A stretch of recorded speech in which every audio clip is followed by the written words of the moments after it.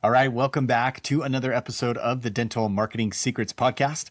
This is episode 127, Getting AI to Recommend Your Practice. I'm your host, Mark Thackeray, and excited to jump into this topic because it's something that we are trying to follow very closely because it's changing so quickly. Historically, we relied on a lot of best practices for SEO to make sure that we showed up high in those search rankings. And now that's changing with the emergence of AI. You're seeing it in Google. They're using these AI overviews, these generative responses to answer questions that traditionally you'd have to go and search through websites to do. It's made the process much more simple. And as a result, we're seeing user behavior change as well. And so wanted to dive into this. And this first, I was looking at this from one of the experts that I follow in the field, Darren Shaw, who runs Whitespark. It's awesome. He puts out so many great resources. So I credit to Darren for putting a number of these things on this list together. But I wanted to share this with you so that you're aware of what's going on. So, historically, when we're looking at Google and searches and things like that and user behavior, when someone would type in something like all-on-4 implants or replacement for missing teeth, they're not just scrolling through the responses, right? They're not just scrolling through those organic listings that were showing up or maybe clicking through to a video or things like that. Now they're asking those same questions in ChatGPT or Gemini or another artificial intelligence engine and being actually more specific with their request. They've gone from, instead of just dentist near me or things like that, it's become much more detailed. People are starting to type in, well, who is the most trusted cosmetic dentist in the area for this type of case, for porcelain veneers? Or it's getting very, very specific. And that's the neat part about AI, is that you can get very granular. You can say, well, who is a dentist that's open on Saturdays in my area for an appointment this Saturday? It can be very, very specific, and AI can pull that information as best as it can. And that's where the opportunity lies for a lot of practices, is to start to build content that can answer a lot of those specific questions, but it'll answer as best it can and pull those results for a patient. So it's gone from this historical, SEO shift to more of a generative engine optimization. And there's still room for both. I'm not going to say that the GEO has totally replaced SEO and that SEO practices are dead. That's not the case. In fact, there are still, there's quite a bit of overlap between those SEO best practices that we've done for years and years and years that also play into the GEO format, right? And to what they're looking for. But it's important to realize the differences, right? And it's important to understand how users are using this differently. Okay. It's not more of these generic searches, but they're being much more specific in what they're requesting. And that presents a huge opportunity for you as a practice, because there's a lot of practices that aren't going to do anything about this. They're going to sit and by the wayside, they're going to keep their head down, work on patients, and watch this completely change the industry, where those that get a jump on this are going to have a big advantage, right? And I think one of the biggest takeaways for this particular episode is understanding how users are using this differently. Okay. It's giving them a much more tailored response to their question. It gives them the opportunity to be more specific in what they're requesting, which is really, really cool. Okay. So it's important to remember that AI is not going to guess. Well, I should back up a little bit. They will sometimes. They do like to venture in areas where they're not totally sure sometimes. But for the most part, it's built on reading what's out there on the internet to build a consensus for that answer, right? To pull, in this case, if you're looking for an expert in cosmetic dentistry in your area, it's looking for all of those resources, or all those sources, I should say, that point to you as an expert. So in order to win in this type of model, you need to feed the machine the right data. And that's where I was saying, if you can create content that answers very specific questions, such as, who is going to be open on a Saturday, or who is the most trusted cosmetic dentist in my area for this particular type of case, then it's going to be a lot easier for AI to recommend your practice. Okay. So let's talk about some of the specific things that you can do to have AI start recommending your practice more. And again, credit to Darren Shaw for a lot of these things on this list. But first one on top of the list is Google reviews. Okay. Google reviews play a huge part in getting your practice to show up on those AI search results, because they look for cross-platform validation. They're looking for other people saying how great you are. Instead of you just saying how great you are, they're looking for other users to vouch for you, essentially. So if you only have reviews on Google, then AI isn't as likely to recommend you. They still are. Google is still a big player in all this. But really what they're looking for is that validation from multiple sources. So from Google, from Yelp, from Better Business Bureau, from health grades and industry-specific directories, things like that. Facebook even will show up. So if you can have all of these sites touting how great you are, your chances of showing up and getting recommended by these AI engines is much higher, right? It's likely at that point, right? So that's the first thing, is being able to generate reviews on all of these sites. It's not just Google anymore. It's not just Yelp, which has been a long time feeder for Apple Maps, but it's also these other well-known review sites, Better Business Bureau, health grades in our industry. There's quite a few others as well, but that's all going to help. And I mentioned even Facebook and things like that. That is pulling in from social media, which is so fascinating to me. But great to be able to diversify that. And that was actually one of the recommendations I made to one of the doctors this morning. I was in a monthly report I sent him. I said, hey, it's about time that we look at being more strategic with spreading your reviews. We've got a lot of 450 some odd reviews on Google, which is fantastic. We want to keep feeding Google because consistency and recency play a big part in that. But we also want to look at driving more reviews on Yelp, driving more reviews and recommendation on Facebook and health grades and a few other sites as well. It doesn't have to be nearly the amount that you get on Google. That should still be the primary source, but looking at some of these other outlets as well. The other thing to consider is to optimize your Google business profile and your website. And this is, again, where the best practices from SEO come in, and where that crossover, where the overlap is.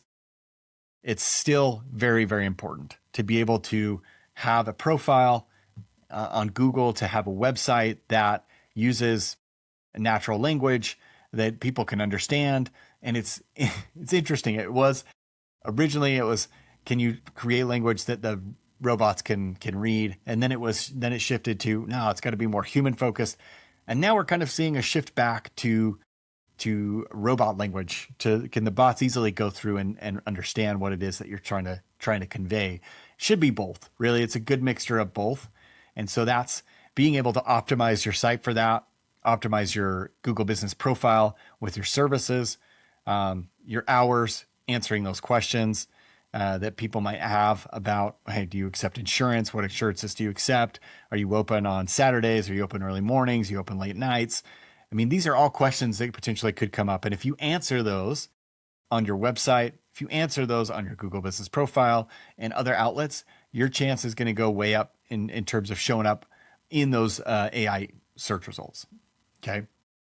So be thinking along those lines of, what are questions that I'm getting? It's a great practice to just create something, a shared doc, like a Google Doc within your practice, that you can keep adding those questions to, those frequently asked questions to, even if they're very specific ones, right? You could probably rattle off the 10 FAQs that you get all the time, but those other ones that come in that are more specific, that's a great content to create to help you show up more in these AI engines. Okay.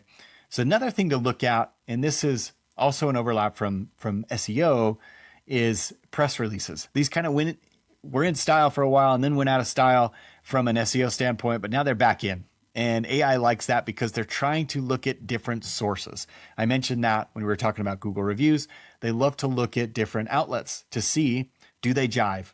Are they recommending your practice? And if so, that adds a lot of credibility, and they're much more likely to then highlight you in an AI overview, for example. So submitting local press releases or publishing articles on industry sites, things like that, helps to train the AI models to associate your name as an expert, to see you as high authority in terms of the dental industry. And you can do that in different ways, right? I mean, so we just did this with one of our clients who has done a fundraiser for multiple years and then donated to a local organization in his community. So we created a press release and published that, and it went to dozens of different outlets.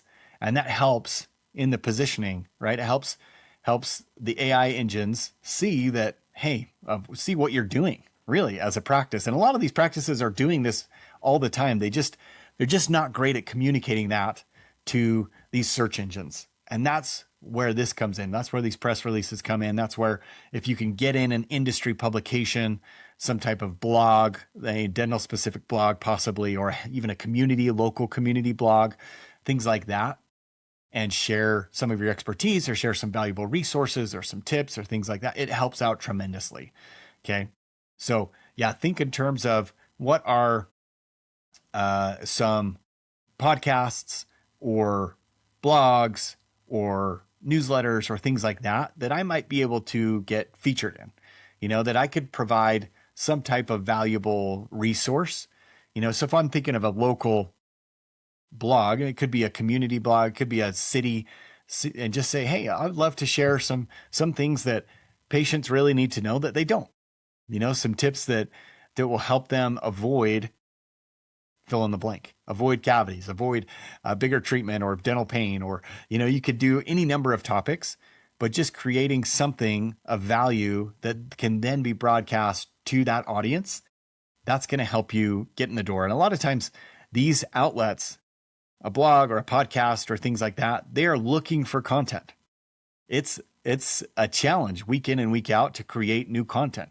Like I look at this podcast, and if someone comes to me with a compelling insight or on marketing in the dental world, that catches my ear because I'm always looking for content that would be valuable to my listeners. So think in terms of that, and that will get you started in terms of creating things that might be perceived as high value for that audience.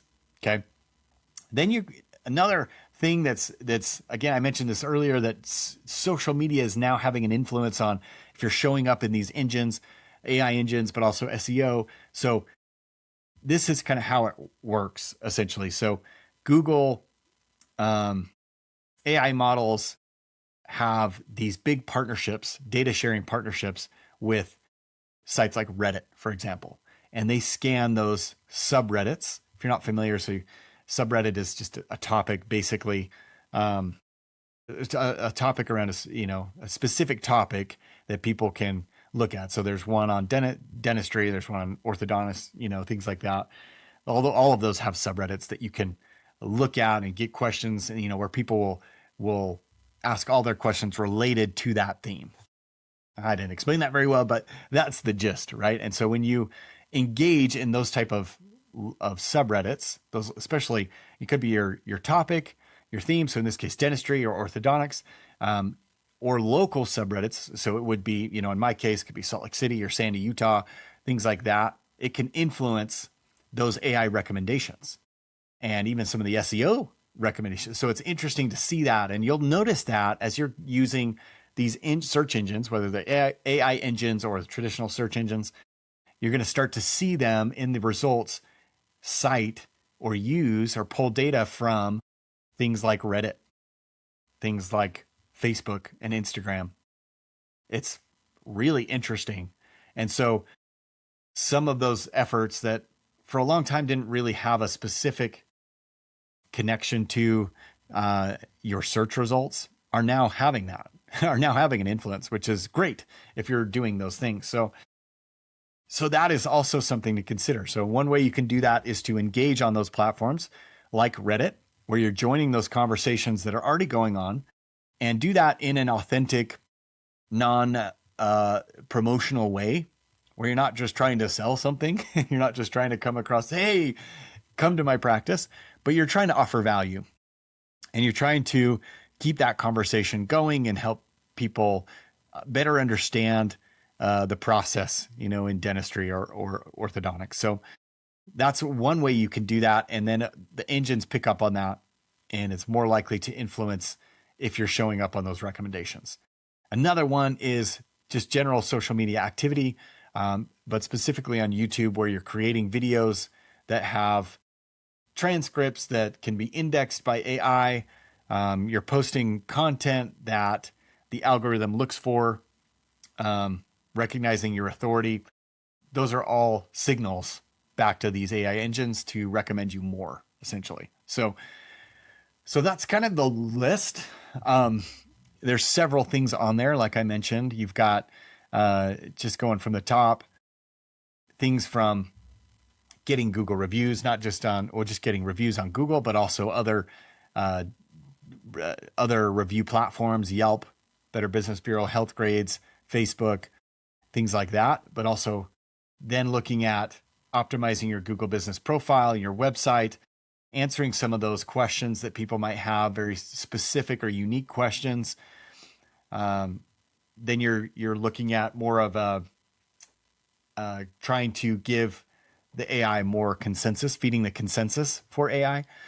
So press releases, industry publications, being featured on or interviewed on a podcast, or being a guest blogger, creating a guest post on a local community thread, and then getting engagement on some of the social media platforms or Reddit, and then adding videos and content. So it's kind of a brief summary. There's a lot to do with that, right? There's a lot of things going on, and it requires a lot of moving parts and action to do all those things. So if you are wanting some help with that, we would love to be the team that helps you do that. So it's we'd be happy to break this down for you and show you kind of a roadmap of how we can get you starting to be featured more in those AI engine results, to be recommended, have those AI engines really start working better for you. It's also going to help with your SEO as well. As we've mentioned before, there's a lot of overlap, and as you're doing a lot of these things to be recommended by AI, it's also going to improve your SEO rankings at the same time, which is very, very cool. So if you're interested in that, if you would like to kind of audit your practice's AI visibility and see what they're saying about you, see what ChatGPT is saying about your practice, then reach out to our team. We'd love to just have a conversation and show you what's possible with moving forward with getting recommended on AI. So connect with my assistant, Maria. That's maria@markthackeray.com to schedule an AI visibility audit.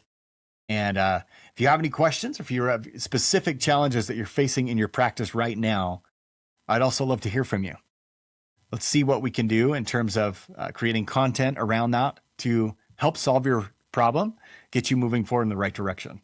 Again, thanks for joining us today, and we'll talk to you next week.